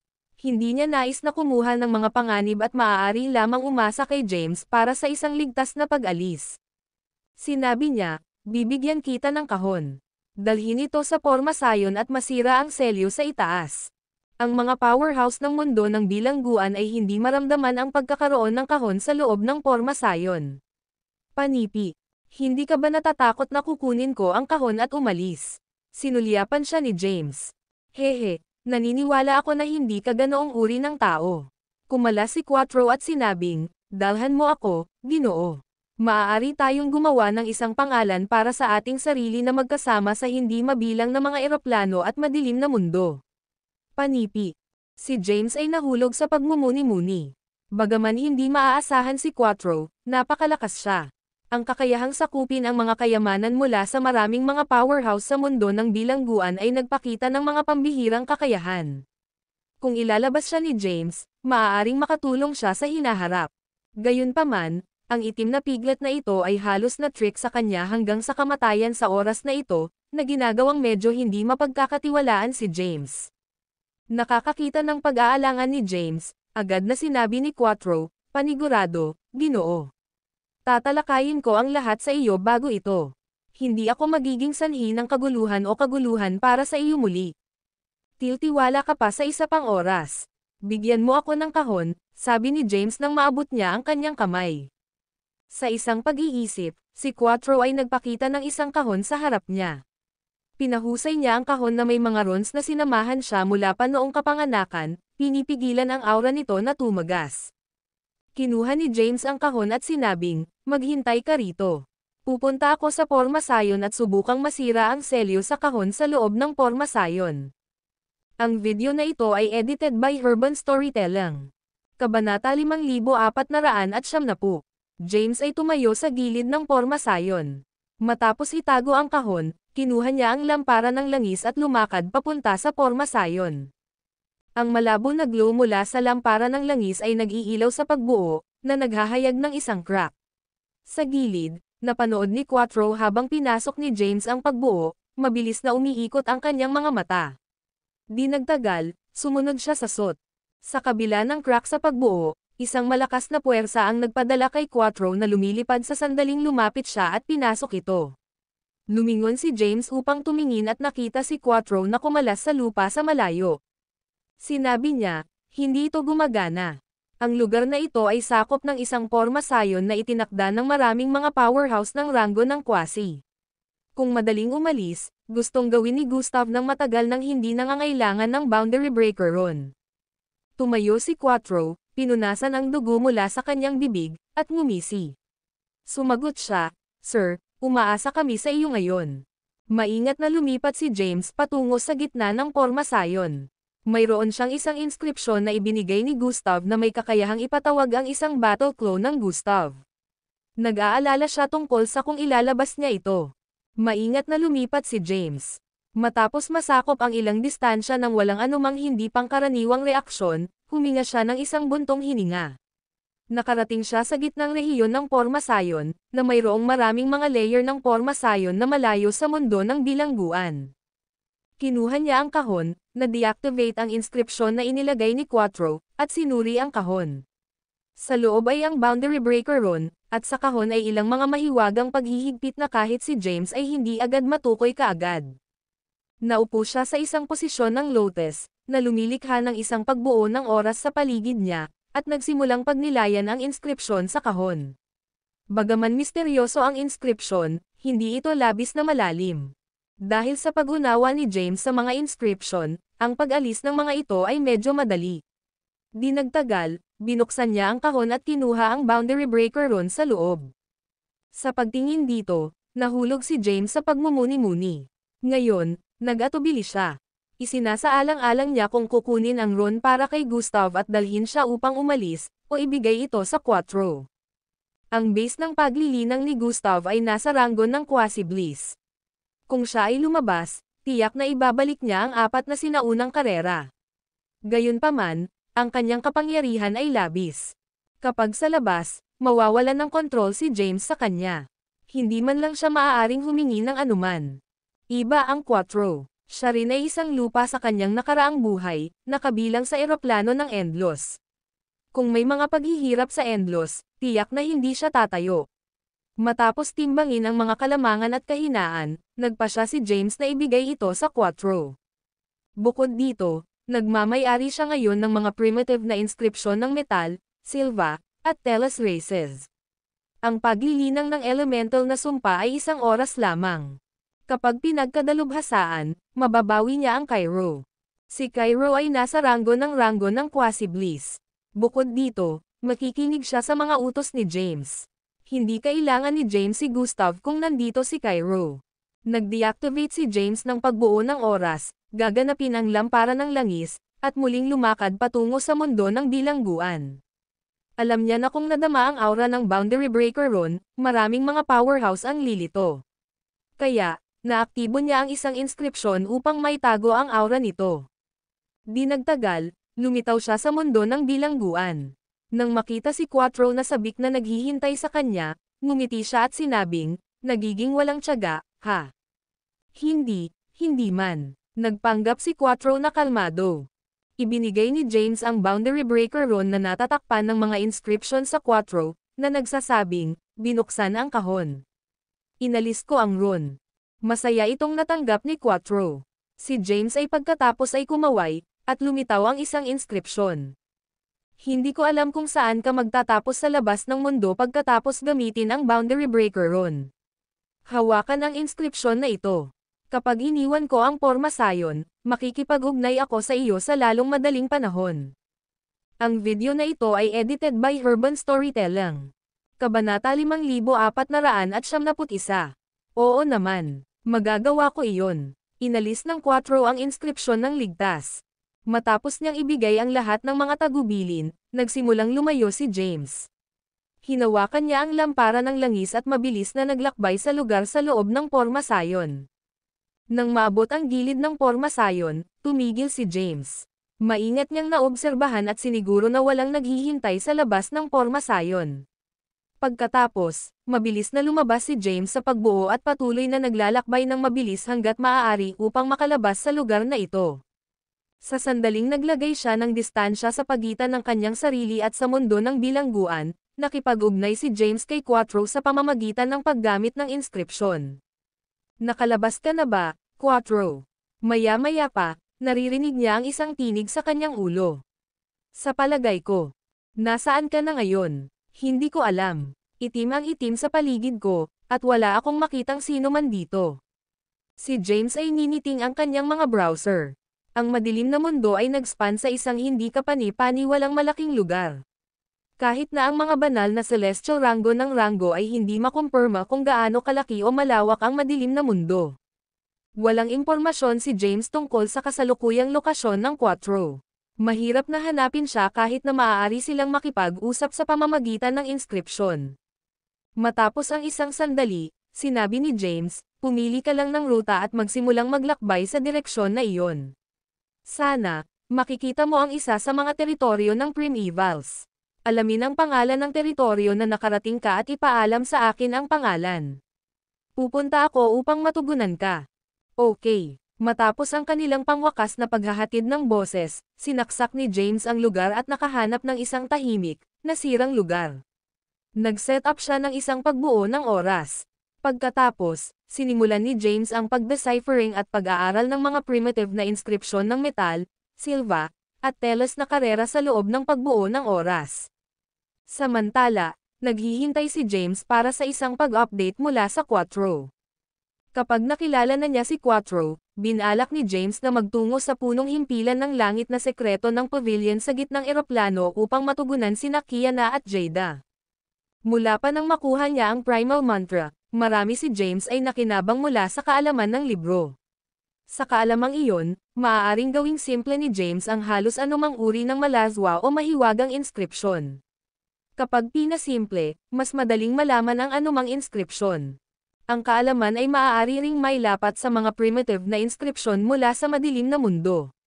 Ang tanging pagkakaiba ay nakukuha ng isang mas komplikado at mas mahabang proseso upang masira at gawing simple ang mga komplikadong inskripsyon na ito. Nakatuon si James sa kanyang pagsasanay sa loob ng pagbuo ng oras. Habang natutunan at naiintindihan niya ang mga inskripsyon na nagmula sa 3 karera ng mas mahusay, si James ay maaaring mabagal na makabuo ng mga 3 primitive na elemental na kapangyarihan sa kanyang katawan. Noong nakaraan, natutunan at pinagkadalubhasaan ni James ang elemental na pag-iikot.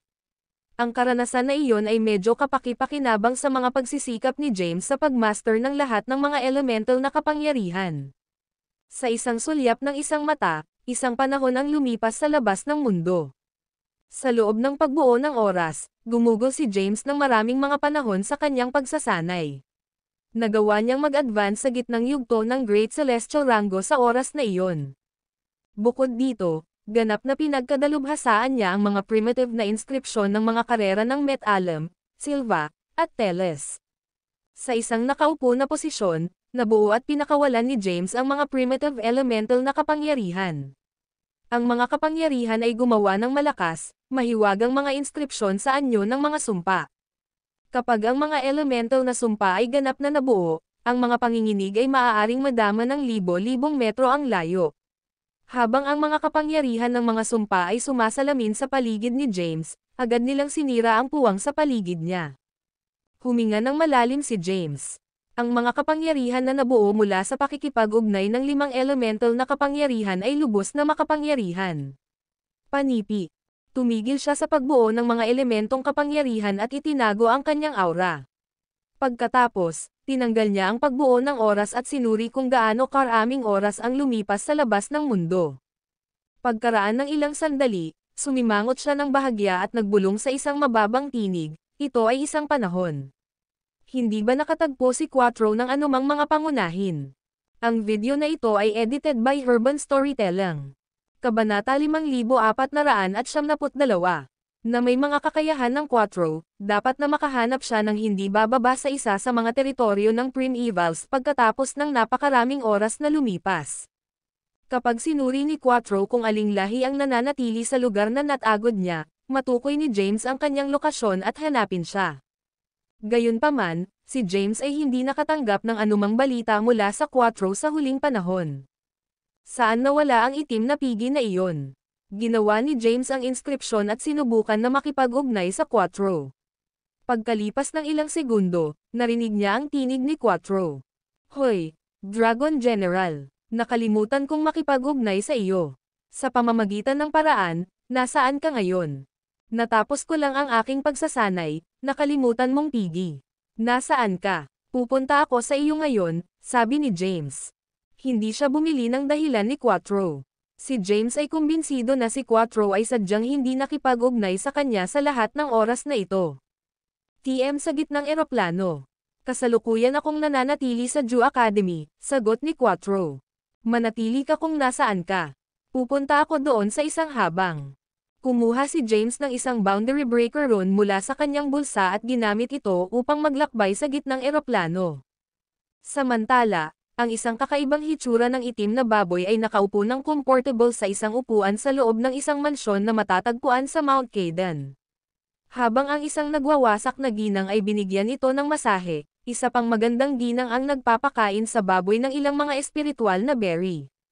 "Sir Quattro, kailan mo ako ituturo sa mga pamamaraan na iyon?" Ibinagsak ng ginang sa harap ang mga berry at inilagay ang kanyang mga braso sa leeg ni Quattro. Napapangiti siya sa kanya. Isang malaking ngiti ang nakabitin sa mukha ni Quattro. Matagal na siyang nakarating sa gitnang eroplano. Habang ginalugad ang rehiyon na ito, nalaman ni Quattro ang buong background ni James at ilan sa kanyang pambihirang feats. Nalaman din niya na si James ay isang nakatatanda sa Jew Academy. Dahil wala na siyang pupuntahan, kalaunan ay gumala si Quattro sa Jew Academy. Matapos niyang ipakita ang ilan sa kanyang mga kasanayan at kapangyarihan, si Quattro ay mabilis na itinalaga upang maging isang nakatatanda sa Jew Academy at pinayagan na manatili sa Mount Kaydan. Bilang isang matanda, tinanggap ni Quattro ang daan-daang mga alagad, na lahat ng kababaihan. Nasiyahan siya sa kanyang buhay sa Jew Academy kaya't nais niyang manatili doon magpakailanman.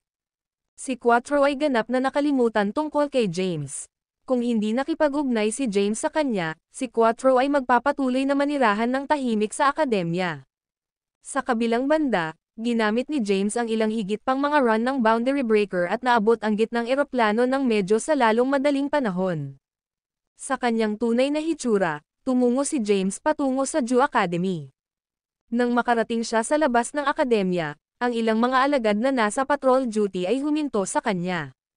"Sir, ang mga tagalabas ay hindi pinapayagan na pumasok sa mga bakuran ng Jew Academy."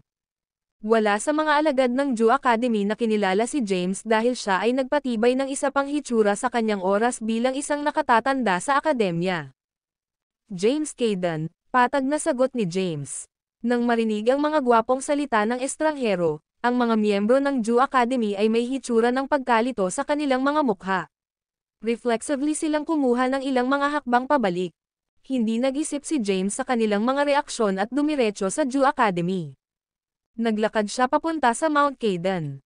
Sa sandaling nakarating siya sa Mount Kaydan, sina Zimal at Jorah ay naging materyal sa paanan ng bundok at binati siya. "James, bumalik ka na." Mainit na sinulid ni Zimal sa kanya. Nagsimula si Jorah, "Halos lahat ng mga eroplano ay natutunan tungkol sa iyong pag-iral pagkatapos ng nangyari dito sa huling oras.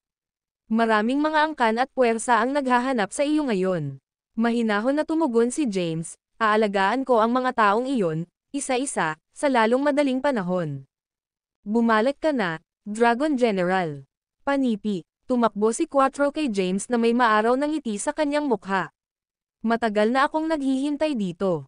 Matagal ka nang tumagal. Sapat na sa maliit na pag-uusap. Kailangan nating pumunta ngayon."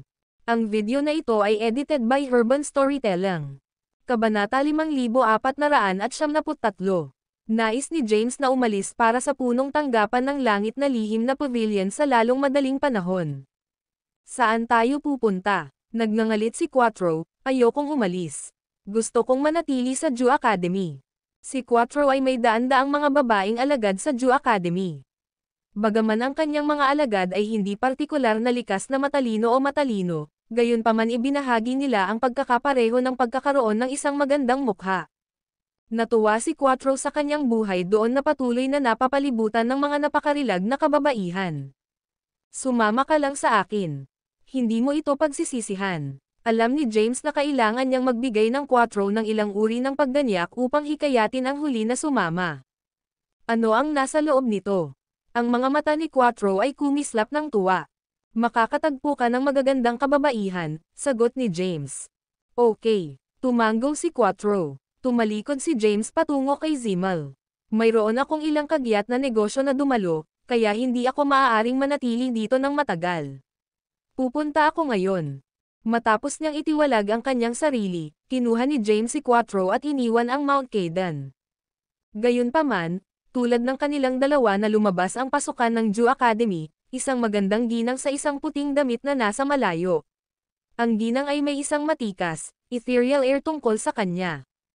Sa wakas ay ipinakita mo ang iyong sarili, James. Si Lady Wicalia ay nagbeam ng isang matamis na ngiti kay James. Maya-maya ay natigilan si Quattro habang nakatingin siya kay Lady Wicalia. Nang sa wakas ay naslap niya ang kanyang katinoan, sinabi ni Quattro na chirpily, ano ang isang katanji tanging kagandahan? Hindi ka nagsisinungaling tungkol sa magagandang kababaihan, General. Gagawin ko siyang akin. Panipi. Lady Wicalia ay labis na hindi nasisiyahan sa sinabi ni Quattro. Tumingin siya sa kanya nang may pag-aalipusta. Ano ang ginagawa ng kakaibang baboy na ito dito? Nawala. Haha, siya ay isang feisty. Gusto ko iyon. Si Quattro ay hindi nasaktan sa kaunti.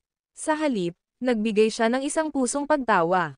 Pagkatapos, siya ay nag-teleport at muling lumitaw sa harap ng Lady Wicalia. Bago siya tumugon, inilagay ni Quattro ang isang selyo sa kanyang katawan. Napansin ni Lady Wicalia na hindi siya makagalaw o gumamit ng alinman sa kanyang mga kapangyarihan. Ano? Nagdilim ang ekspresyon ni Lady Wicalia nang sa wakas ay napagtanto niya na nahihirapan siya. Dinala ni Quattro si Lady Wicalia sa kanyang likuran at tiningnan si James. Dragon General, saan tayo pupunta ngayon? Pinaikit ni James ang kanyang mga mata habang tinitigan niya ang paningin sa harap niya. Ano ang pinaplano mong gawin sa kanya? Masayang sumagot si Quattro, plano kong tumira sa isang magandang bundok sa loob ng gitnang eroplano at simulan ang aking sariling pangkat doon. Nahuli lang ng babaeng ito ang aking mata. Gagawin ko siyang asawa. Sinabi ni James na walang tigil, ang taong iyon, si Lady Wicalia, ay isang tuso at mabisyo na babae. Namatay ako sa aking nakaraang buhay dahil sa kanyang mga maling plano.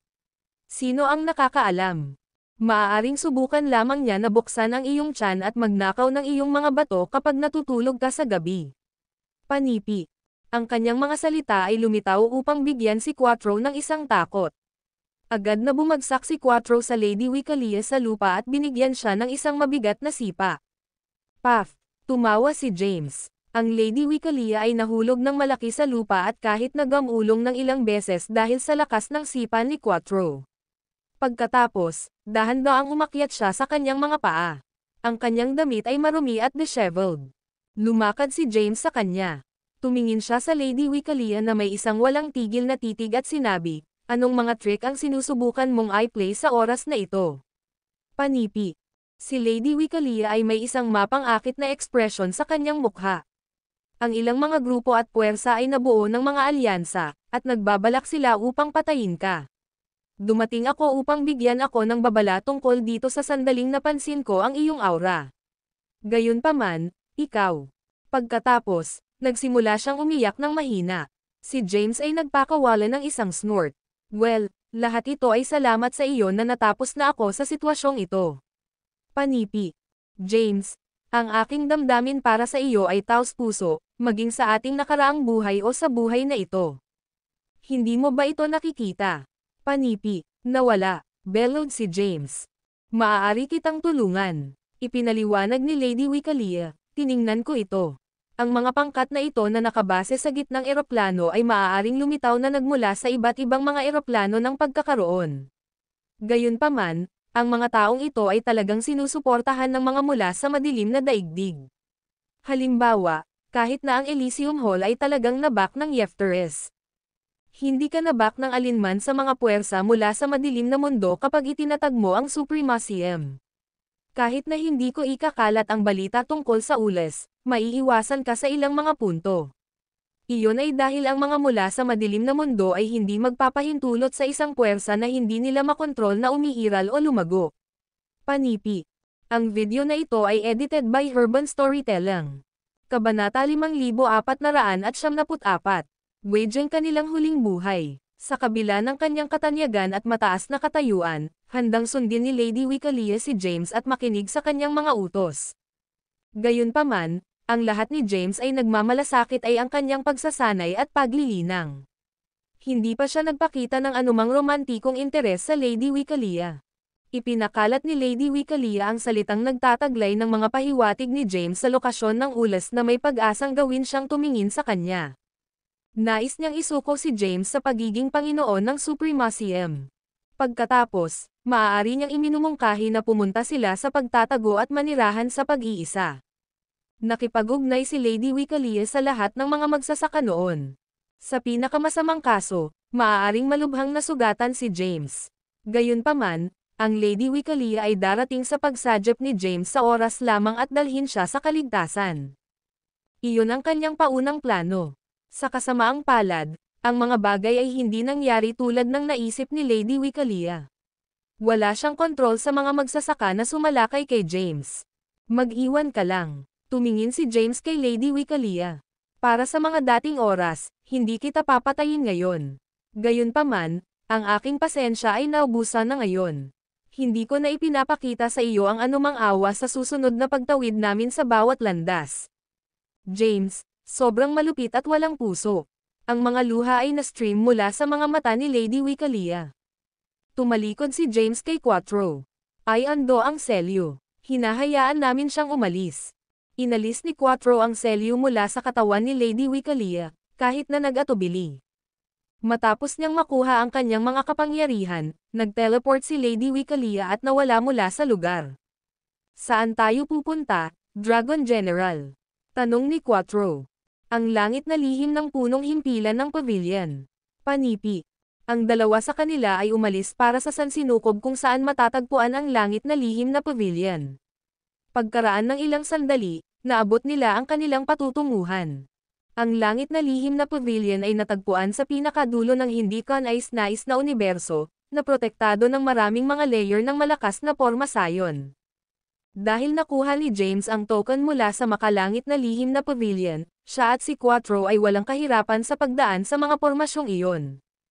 Sa sandaling lumakad si James sa teritoryo ng langit na lihim ng pavilion, lumabas si Shoro at ang iba pa upang salubungin siya. Bumalik ka na sa lalong madaling panahon. Si Shoro, ang Deputy Pavilion Master, ay nagtanong, nagawa mo bang hanapin ang lamparan ng langis? MHM. Tumango si James. Nagawa kong hanapin ang lamparan ng langis, at ginamit ko ito upang makapasok sa mundo ng bilangguan. Gayun din, nakuha ko ang mga primitive na inskripsyon para sa natitirang 3 karera. Tama ba iyon? Pinalawak ni Shoro ang kanyang mga mata sa sorpresa. Ang aming grupo ay walang swerte sa paghahanap ng mga pahiwatig sa kinaroroonan ng lamparan ng langis. Gayunpaman, nahanap mo na ang lamparan ng langis at napunta na sa mundo ng bilangguan. Ang mukha ni Kiana ay lumiwanag rin. Mayroon kang mga primitive na inskripsyon ng 3 natitirang elemental na primevals. Panipi. MHM. Bigla, pinukpok ni Kiana ang kanyang mga browser. Siya ay nagbulong sa kanyang sarili, kahit na mayroon siyang mga primitive na inskripsyon, ito ay isang napakahirap na proseso upang malaman at isagawa ang elemental na sumpa. Sa pamamagitan ng paraan, ito ay, mausisa ang tanong ni Shoro habang nakita niya si Quattro na nakatayo sa tabi ni James. Samantala, tinitigan ni Quattro sina Kiana at Jada na may malabag na titig. Ang video na ito ay edited by Urban Storytelling. Kabanata 5475. Both Kiana at Jada ay nakasimangot habang naramdaman nila ang tingin ni Quattro sa kanilang mga katawan. Kalaunan ay napansin ni Quattro kung paano tinitingnan ng magagandang kababaihan ang kanyang form na may malabo.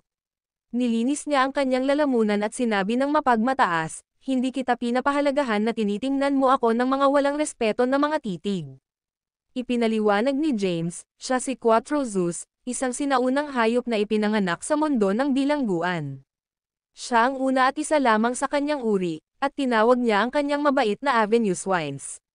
Panipi. Hindi sinabi ni Quattro, sa lalong madaling panahon, manganak ako ng marami pang mga Avenue Swines, at ipapamula namin ang lahat ng mga eroplano na ito at maging ang madilim na mundo. Pagkatapos, naayos niya sina Kiana at Jada na may tumusok na titig. Magiging interesado ba ang dalawa na maging mga asawa ng primogenitor ng mga Avenue Swines? Nang marinig ang kanyang tanong, sina Kiana at Jada ay likas na gumawa ng ilang mga hakbang pabalik. Sumabog si Quattro na may galit, "Hoy! Bakit ka lumilipat, at ano ang mga ekspresyon sa iyong mga mukha? Ako ay isang napakakarampatang magsasaka, at ako rin ang nagtatag ng aking lahi." Walang pag-iisip si James sa mga reklamo ni Quattro dahil mas may kagyat siyang mga isyo upang makitungo. Tinanong niya, "May nangyari ba pagkatapos kong umalis?" Sumagot si Shoro, "Sasabihin ko sa iyo ang higit patungkol dito sa pangunahing bulwagan." Pinangunahan ni Shoro sina James at Quattro sa pangunahing bulwagan pagkatapos. Naupo siya sa kanyang karaniwang upuan at tinanong, matapos makuha ang lampara ng langis, "Nakatanggap ka ba ng anumang balita tungkol sa aking Panginoon?" Sumagot si James, "Theron Terrell, ang Pavilion Master ng langit na lihim na pavilion, ay muling nagkatawang tao sa eroplano kung saan ako ipinanganak din." Binigyan siya ng pangalan ni Zariah Fayed sa buhay na ito. Gayun din, si Zeno Lente, ang Rune Arts Grandmaster ng langit na lihim na pavilion, ay nanatili sa tabi niya. Panipi. Huminga si Shoro ng isang buntong hininga. Mahusay na balita iyon. Hanggat buhay pa rin si Master, sigurado akong babalik siya sa amin sa sandaling nakuha niya ang kanyang buong kapangyarihan. Panipi. Sabihin mo sa akin ang lahat ng nangyari sa gitnang eroplano at ang madilim na mundo kamakailan. Panipi. Isang madilim na ilaw ang sumabog sa mga mata ni James. Panahon na para sa kanya na maghayganti sa kanyang mga nakaraang kaaway. Si Shoro ay nakipag-ugnay sa isang scroll at ipinasa ito kay James. "Ito ang mga impormasyong natipon namin hanggang sa umalis ka. Tingnan mo." Panipi. Hindi pinigilan ni James ang scroll at sinimulang basahin ng mabuti ang mga nilalaman. Ang sitwasyon sa gitnang eroplano ay nagbago mula pa noong panahong si Halianor Yeftero ay nagpakita sa Jew Academy at halos nakipag-away kay Lemuel. Medyo isang bilang ng mga pangunahing puwersa ay nagsimulang bumubuo ng mga alyansa. Karamihan sa mga pangkat na ito ay may masamang dugo kasama si James mula pa noong nakaraang buhay. Kahit na ang Elysium Hall, na hindi sumali sa iba sa pagpatay kay James noon, ay nabuo ang isang alyansa sa ilang mga grupo sa oras na ito. Nagbabasa si James tungkol sa kung paano halos lahat ng mga pangunahing grupo sa gitnang eroplano ay nabak ng iba't ibang mga primevals mula sa madilim na daigdig. Gayunpaman, ang mga pinuno lamang ng mga pangkat na ito o lipi ay may akses sa lubos na inuri na impormasyon na ito. Ang Jew Academy ay ang tanging pangkat na nanatiling neutral at hindi naiintriga sa alinman sa mga primevals. Pinananatili nila ang kanilang tindig at patuloy na kumuha ng mga mag-aaral ng iba't ibang mga background sa lahat ng oras na ito.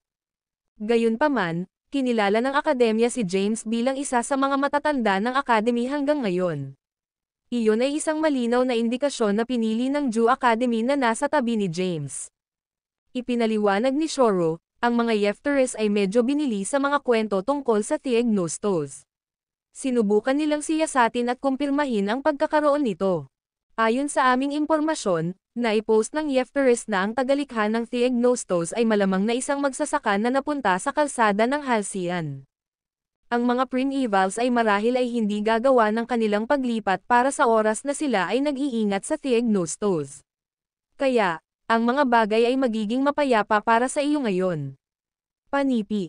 Ipinagpatuloy niya, gayon din, Ang apat na sinaunang karera at ang mga pangunahing grupo ng mga pangunahin ay nagkaroon ng ilan sa kanilang mga magsasaka na pumasok sa kalsada ng Halcyon dati. Dahil inaangkin mo na ang Theognostos ay may mga magsasaka na sumulong sa ranggo ng Transcendental Bliss, kung gayon ang mga napunta sa Halcyon Road ay maaaring nakamit din ang ranggo na iyon. Panipi.